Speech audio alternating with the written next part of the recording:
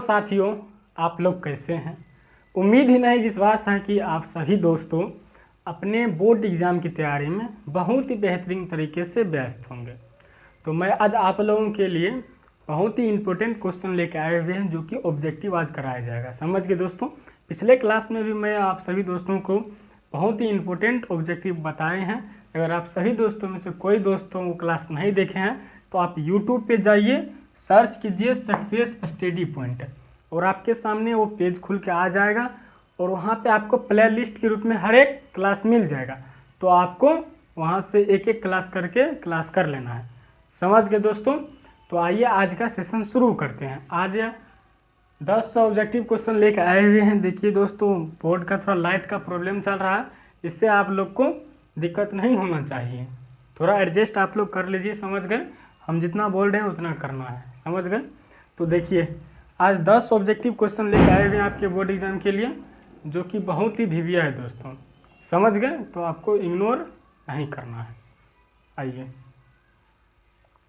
देखिए, कहता है पहला नंबर क्वेश्चन, 2D यानी कि डी मतलब का डायोप्टर, 2 डायोप्टर क्षमता वाले लेंस का फोकस अंतर होता है।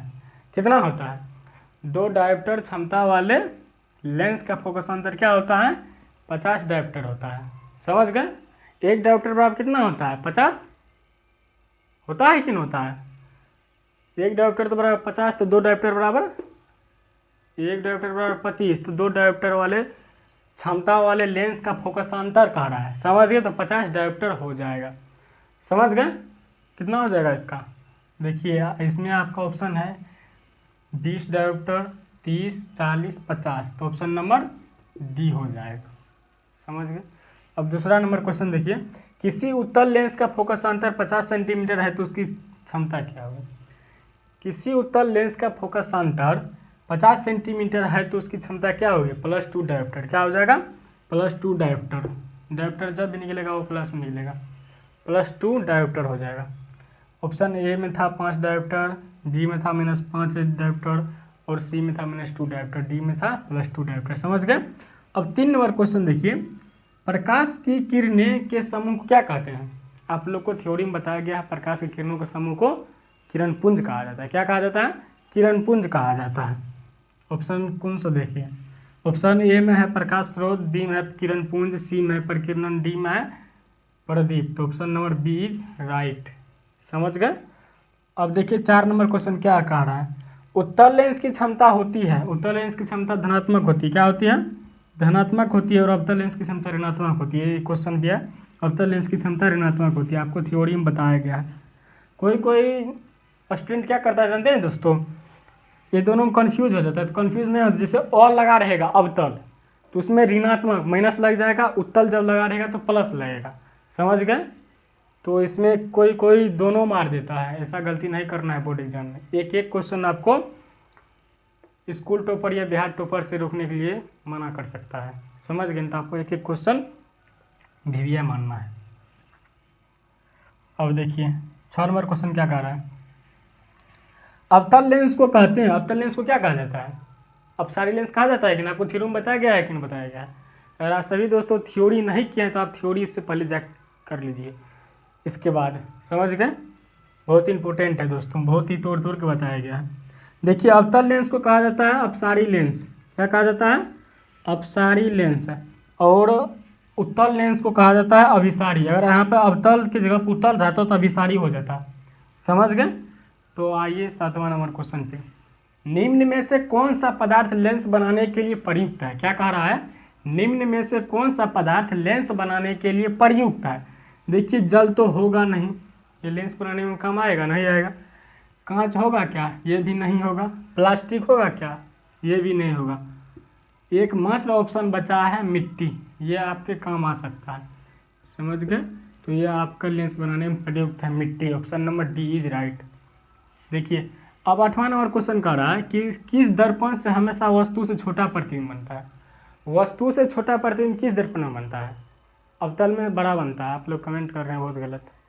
अवतल दर्पण में बड़ा प्रतिबिंब बनता है और छोटा यहाँ पे पूछ रहा है ना, छोटा दर्पण किस में बनता है? प्रतिबिंब। समझ गए। तो इसका ऑप्शन क्या हो जाएगा? उत्तल, option number B is right. समझ गए, ये भी नहीं होगा, ये भी नहीं होगा, ये तो नहीं होगा, समझ गए। अब नंबर क्वेश्चन देखिए, किस दर्पण से वस्तु का बड़ा प्रतिबिंब बनता है? अभी तुरंत बताए हैं, अवतल दर्पण में वस्तु का बड़ा प्रतिबिंब बनता है। अवतल दर्पण में वस्तु का बड़ा प्रतिबिंब, ऑप्शन नंबर ए में है समतल नहीं होगा, बी उत्तल नहीं होगा, सी अवतल करेक्ट, ये भी नहीं होगा, समझ गए। अब 10वां नंबर क्वेश्चन देख लीजिए, प्रकाश के परावर्तन के कितने नियम है? ये आपके लड़ाकू क्वेश्चन है, प्रत्येक वर्ष आपके बोर्ड एग्जाम आ जाता है। प्रकाश के परावर्तन कितने हैं? 2 नियम है, समझ गए। आपको ये सब्जेक्टिव में भी पूछता है प्रकाश के परावर्तन कितने नियम है, और वो उस दोनों नियम को लिखें, इस टाइप से क्वेश्चन रहता है। तो आप लोग को समझ में आ गया ना, कहीं दिक्कत नहीं रहा है? अगर कहीं दिक्कत है तो कमेंट कीजिए। इसमें आप देख लीजिए सब इम्पोर्टेंट क्वेश्चन है दोस्तों, समझ गए। हम थोड़ा सा ही क्वेश्चन लेके आते हैं, लेकिन आपके बोर्ड एग्जाम में वो हर एक क्वेश्चन पूछा रहता है, समझ गए दोस्तों। आपको विश्वास नहीं हो रहा तो मैं प्रत्येक क्लास में बोलता हूँ, आप प्रीवियस ईयर क्वेश्चन उठा के तो पहले देख लीजिए, तब मेरा बात का यकीन आ जाएगा, समझ गए दोस्तों। तो आपको थोड़ा सा ही पढ़ना है, लेकिन रेगुलर पढ़ना है, क्लास में जुड़ना है दोस्तों। तो उम्मीद करता हूँ कि आप सभी दोस्तों की क्लास समझ में आ गया होगा। अब इसमें एक बार देख लीजिए जो सबसे इम्पोर्टेंट कौन है।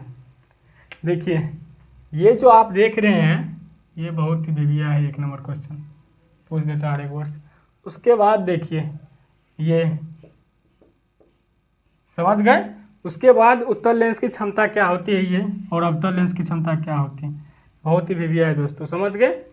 इधर इतना हो गया। और उसके बाद जो है दोस्तों, अब ये 10 नंबर क्वेश्चन, इस ये तो ऐसे ये सब क्वेश्चन बेबिया है, लेकिन सबसे इम्पोर्टेंट जिसमें लगाए हैं दोस्तों, ये बहुत ही इम्पोर्टेंट है। तो आपको ऐसे पढ़ना है जिस प्रकार से आपको बोर्ड एग्जाम में टॉपर बनना है, समझ गए। तो उम्मीद करता हूँ कि आप सभी दोस्तों के क्लास समझ में आ गया होगा, समझ में आ गया ना। तो अगर आप सभी दोस्तों के क्लास समझ में आ गया है तो आपसे एक छोटा सा रिक्वेस्ट है, अभी तक सब्सक्राइब नहीं किया है तो सब्सक्राइब करके नोटिफिकेशन ऑन कर ले, लाइक करना ना भूलें, समझ गए। तो उम्मीद करता हूँ कि आप सभी दोस्तों के क्लास समझ में आ गया। अगर आप सभी दोस्तों के क्लास समझ में आ गया है तो लाइक कमेंट शेयर और सब्सक्राइब करते रहिए। मिलते हैं अगले क्लास में, तब तक आप सभी दोस्तों स्वस्थ रहिए, मस्त रहे और अपने बोर्ड एग्जाम की तैयारी में व्यस्त रहे। धन्यवाद।